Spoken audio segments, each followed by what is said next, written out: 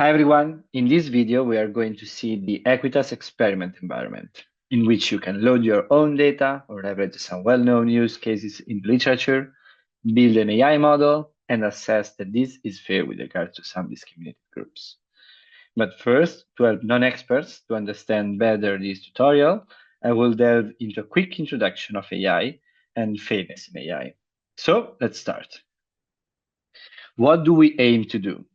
Starting from the adult dataset, that is a recruitment use case in literature, given a candidate, or better, some information regarding the candidate, for instance here, education, relationship, previous occupation, sex, and the native country.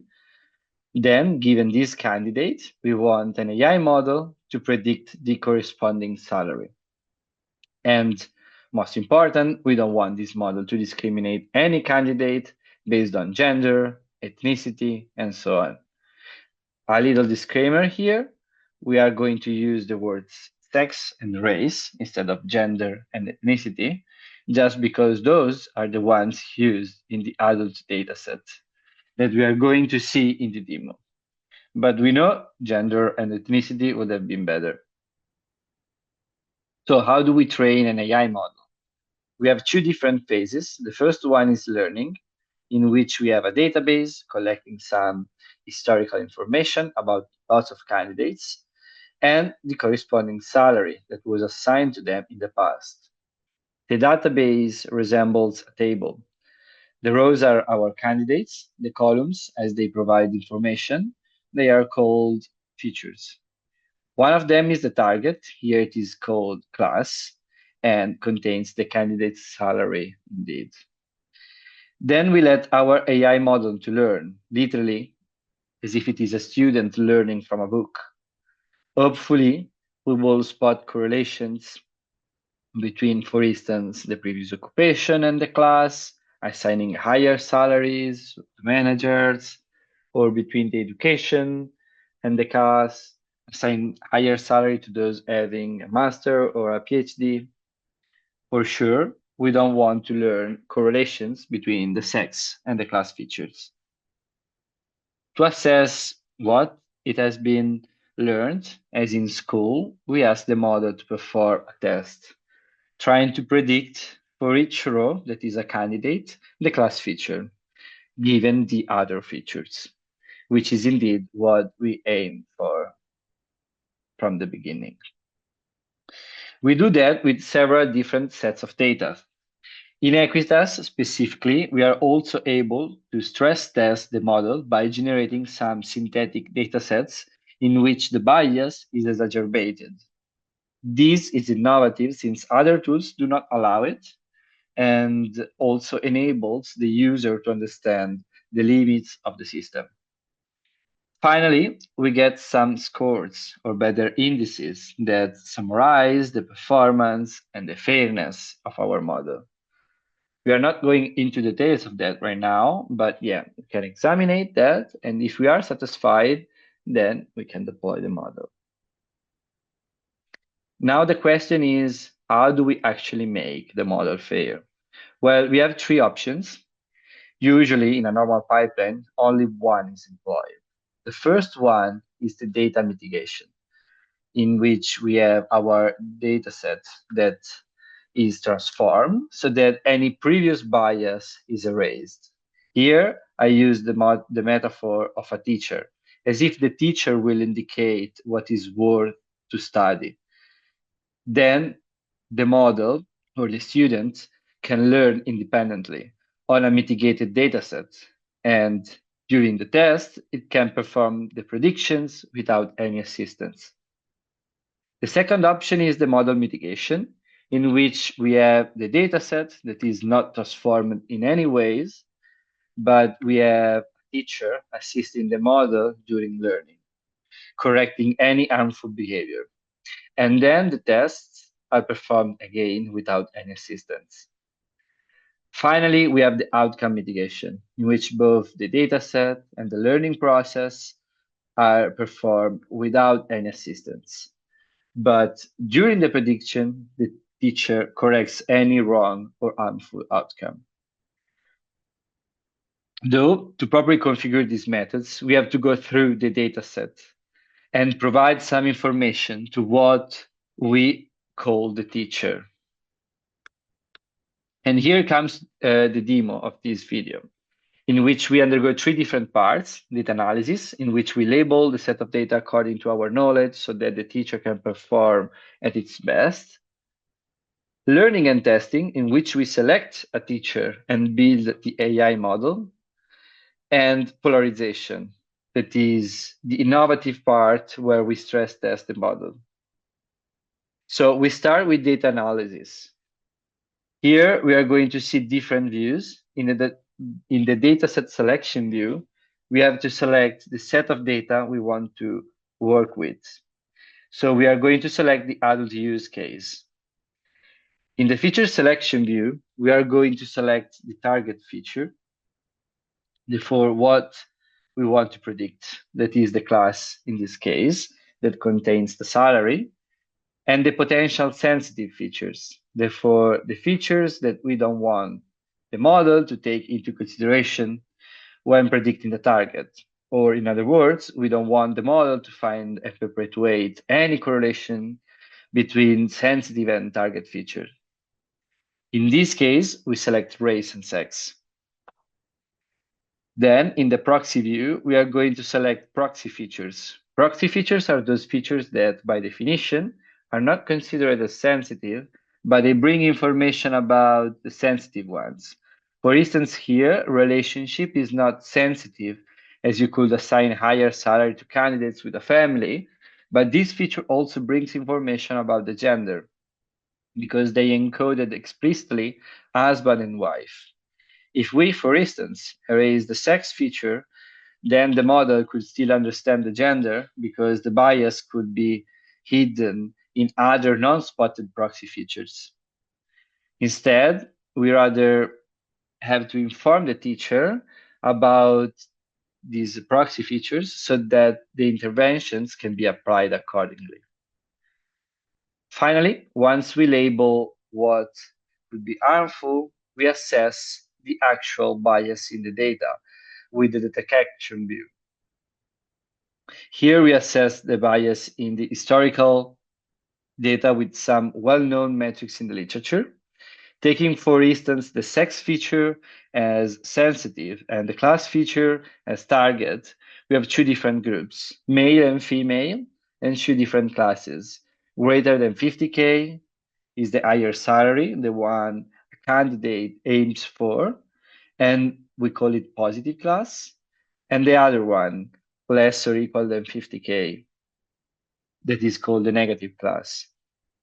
In this example, we leverage the statistical permanency difference, which seems tough to understand, but it simply measures how likely a certain group assumes a certain class.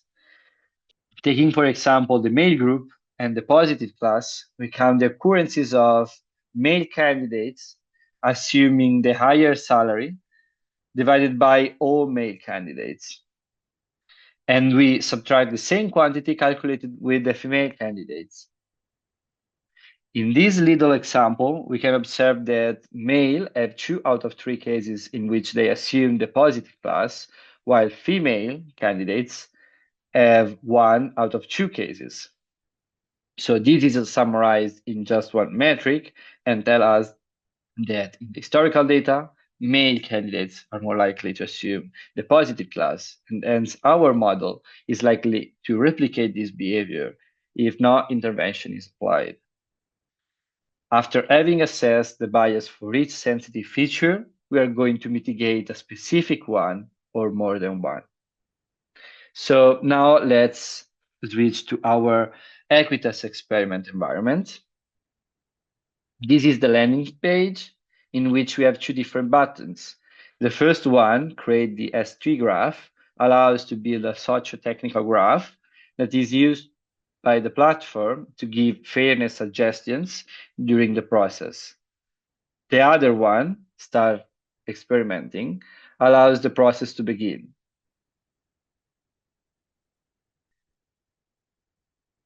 As we saw before, we start with the dataset selection view. But first, let me focus on this blue banner on top, which will always be present in the views and will inform the user about which information they need to provide, as well as some clarification about any technical concepts. Also, we have a feedback button. By clicking it, we are redirected to a Google form that allows the users to report any issues or improvements. So back to the experimenter, in this first view, we have to select the set of data we want to use.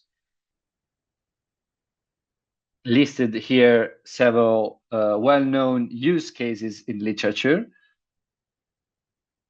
as well as we can upload our own set of data, which will accept the standard format, the CSV file, comma-separated file. But back to our demo, as we said before, we are going to use the adult use case, a dataset containing demographic information used to predict whether an individual incomes exceeds 50K per year based on attributes like age, education, and occupation. And here we can already see some information about the data set, like the number of rows that are the candidates and the number of columns that are the features. And by confirming our selection, we are provided with a sample of our data set so that the user can confirm that loaded what she expected. And indeed, here we can find the information as education, occupation, relationship, race, sex, but also class. Then we can continue, and we are in the feature selection view. We can see that we have the features listed, and we have also some statistics for each of them.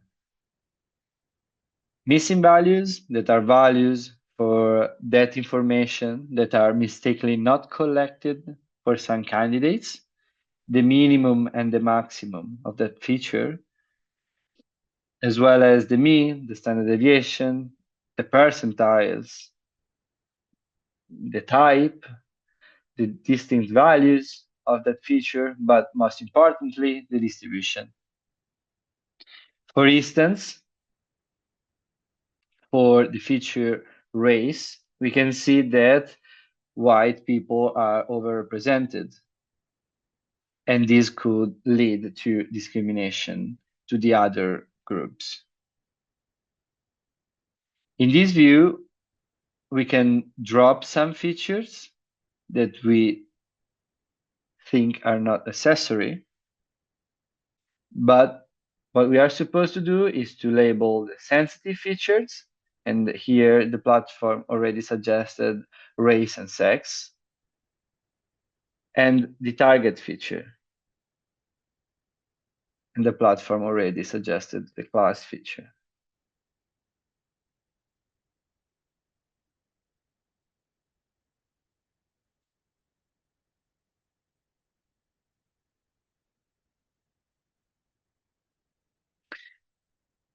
Then we have the proxies view. Here we are supposed to select the features that can bring information about the sensitive ones. Indeed, on the right-hand side, we have listed the two sensitive features we have selected previously, and we can select what we think is correlated with that. To ease in this task, we reported the correlation, and we also have a correlation matrix here in the left-hand side. This has the features both in the rows and in the columns. And each cell reports the correlation between the two features in consideration. The correlation ranges between 1, positive correlation, and -1, negative correlation, with 0 standing for no correlation at all. Each cell is colored according to the correlation, darker red pointing a positive correlation, darker blue pointing a negative correlation. We can see that relationship is correlated with sex.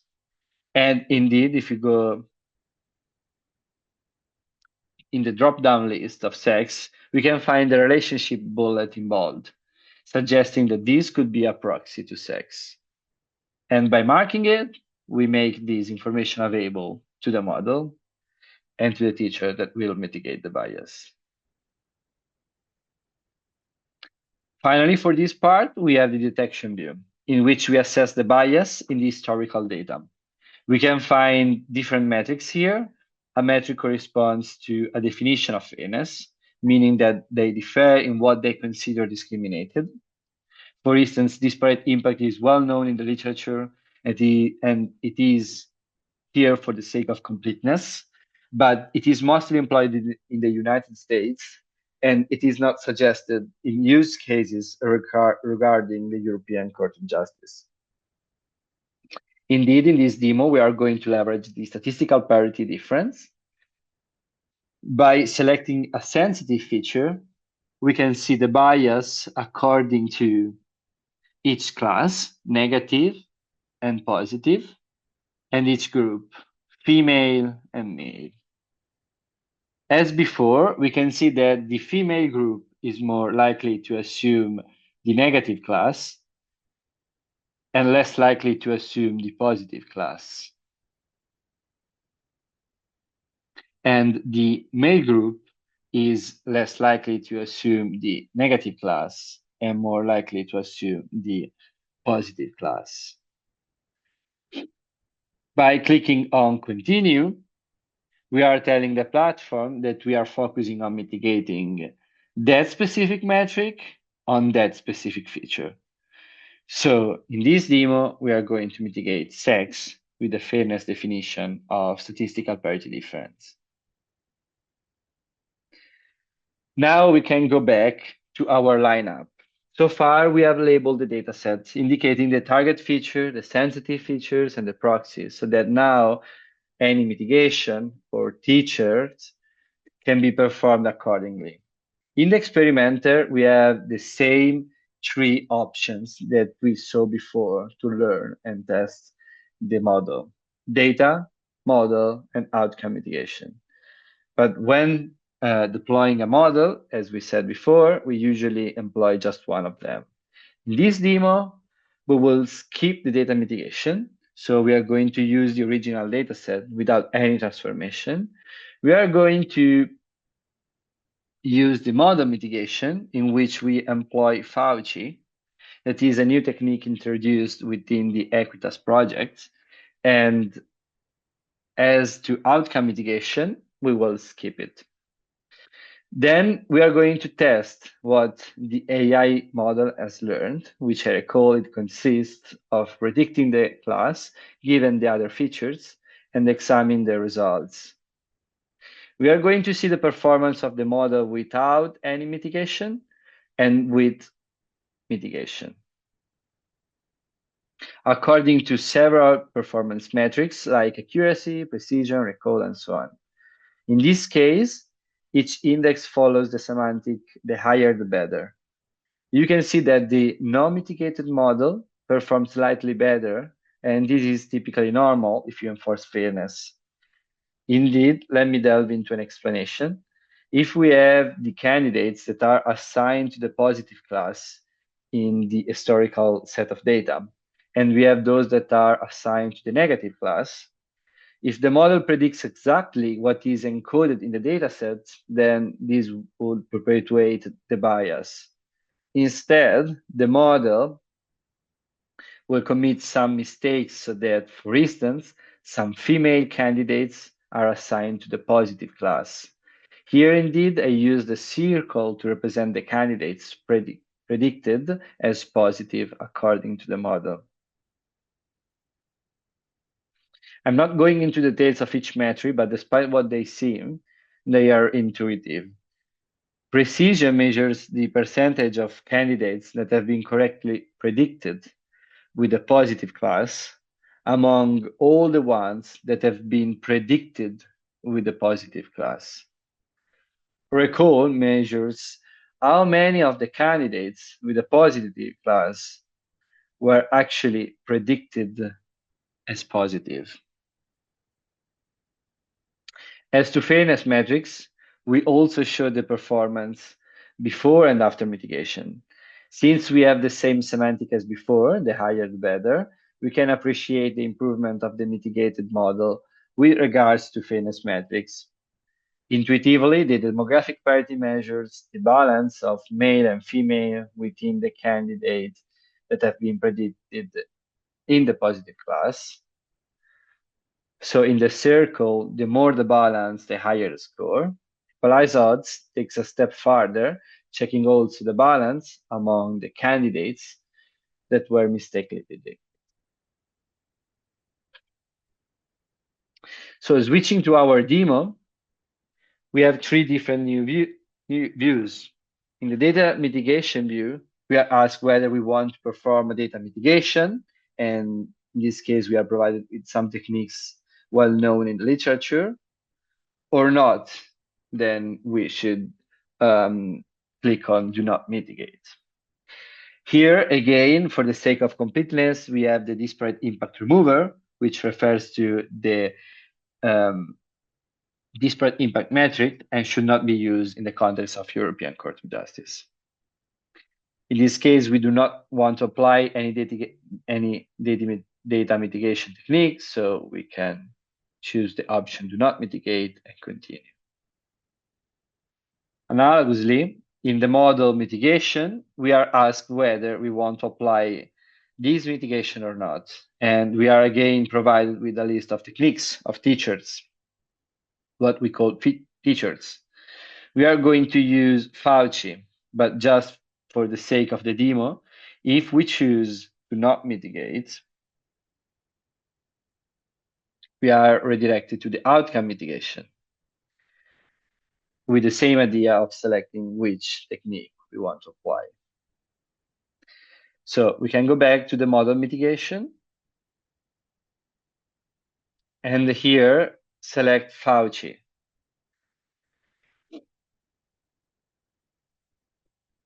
As it is explained in the caption in the right-hand side, Fauci leverages the well-known regularization approach. We have to set this regularization weight that varies between 0 and 1. The higher, the more importance we give to fairness. Indeed, by putting 0, we have no differences between the mitigated and non-mitigated model. We can run this and look at the results. And you can see that there is no difference between the non-mitigated model and the mitigated one for both performance and fairness. By going back to the model mitigation and selecting 0.5 instead of 0,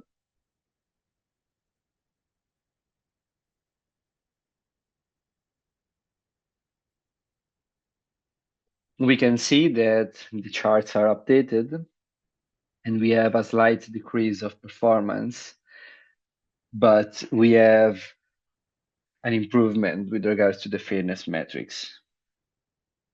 Here we can see also the fine-grained information where we have the predictions here for each candidate, the correlation matrix of the dataset, which in this case is still the same as the original one because we didn't apply any transformation, and indeed is subject to a change just with data mitigation techniques. And finally, we can also see the updates and see that this value is way reduced. Before was 0.2 and now it's 0.06.